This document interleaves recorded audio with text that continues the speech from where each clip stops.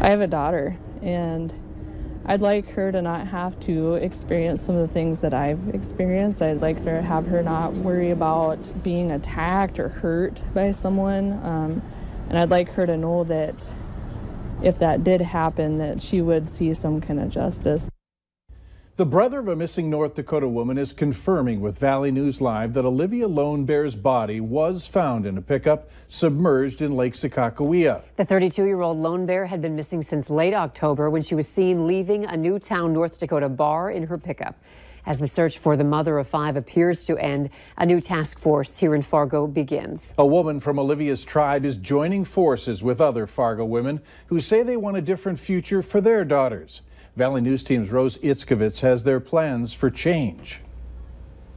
You know, when we lose our women, we're entire population and future generations are impacted. So it's a huge loss on our communities. More than 9 months after Olivia Lone Bear went missing, officials and family are confident her body's been found. Just sadness and frustration that we still aren't getting the work done in order to keep it from happening. I'm only 31, and I can't remember a time when I thought, geez, I think things are really getting better for Native people. But amid the tragic outcome comes a new spark for change. I think that's something that should be front and center, justice and preventing this from happening to anyone else. Ruth Buffalo is from Lone Bear's tribe in the Newtown, North Dakota area. She's been aiding the search throughout the past year. Buffalo helped start a task force here in Fargo to fight what she calls an epidemic of missing and murdered Indigenous women. The higher numbers of our Native American women go missing at an alarming rate. Where I grew up at, people went missing all the time and were killed all the time. Whitney Fear is also a member of the MMIW task force.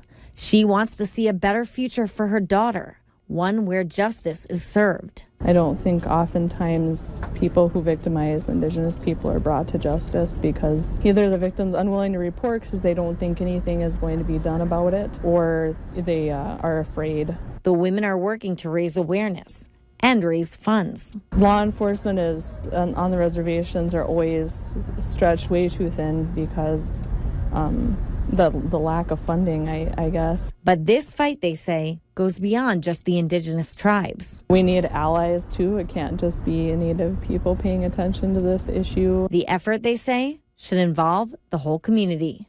In Fargo, Rose Itzkovitz, Valley News Live.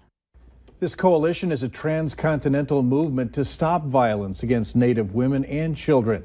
The task force first started after the disappearance of Savannah Greywind. Greywind went missing from her North Fargo home almost exactly a year ago and was later found dead in the Red River.